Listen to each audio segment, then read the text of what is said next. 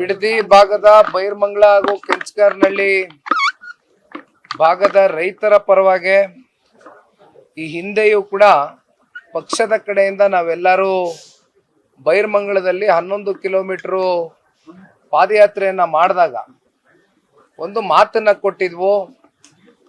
ಸರ್ಕಾರ ಇದೇ ರೀತಿ ರೈತರ ಮೇಲೆ ದಬ್ಬಾಳಿಕೆಯನ್ನ ಎಸಿತಾ ಹೋದ್ರೆ ನಾವು ಮುಂದೊಂದು ದಿನ ಫ್ರೀಡಂ ಪಾರ್ಕ್ ವರೆಗೂ ಬೈರ್ಮಂಗಲದಿಂದ ಒಂದು ಪಾದಯಾತ್ರೆಯನ್ನ ಮಾಡಬೇಕಾಗ್ತದೆ. ಅದಕ್ಕಿಂತ ಮುಂಚೆ ಸರ್ಕಾರ ಎಚ್ಚೆತ್ಕೊಳ್ತಕ್ಕಂಥದ್ದು ಉತ್ತಮ ಅಂತಕ್ಕಂಥದ್ರ ಬಗ್ಗೆ ನಾವು ಅವತ್ತು ಕೂಡ ಕೊನೆಯ ಗ್ರಾಮದಲ್ಲಿ ಹೊಸೂರಿನಲ್ಲಿ ನಿಂತು ಮಾತನಾಡಿದಂಥ ಸಂದರ್ಭದಲ್ಲಿ ರೈತರಿಗೊಂದು ಮಾತನ್ನ ಪಕ್ಷದ ಕಡೆಯಿಂದ ಕೊಟ್ಟಿದ್ವು.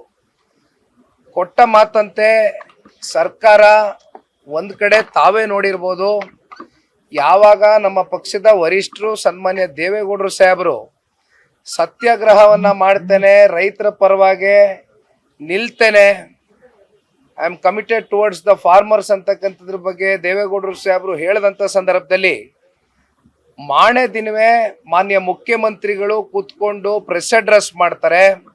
ಅವರು ಪ್ರೆಸ್ ಅಡ್ರೆಸ್ ಮಾಡಿದಾಗ ಒಂದ್ ಕಡೆ ಹೇಳ್ತಾರೆ ಸಮಿತಿಯನ್ನ ಮಾಡ್ತೇನೆ, ಮತ್ತೊಂದು ಕಡೆ on the same day point to be noted ಅವತ್ತಿನ ದಿನವೇ ಮಿಕ್ಕಂತ 4 ಹಳ್ಳಿಗಳ ಅಂತಿಮ ಅಧಿಸೂಚನೆಯನ್ನ ಹೊರಡಿಸ್ತಾರೆ.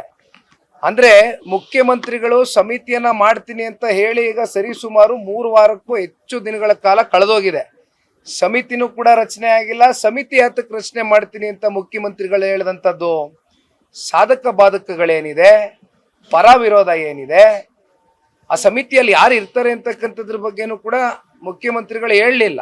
ಅಲ್ಲಿರ್ತಕ್ಕಂಥ ಆ ಕ್ಷೇತ್ರದ ಶಾಸಕರು ಕೇಳಿದಾಗ ನಮ್ಗೆ ಸಮಿತಿ ಯಾವ ರೀತಿ ಇರುತ್ತೆ ಅನ್ನೋದ್ರ ಬಗ್ಗೆ ನನಗೂ ಕೂಡ ಅದ್ರ ಬಗ್ಗೆ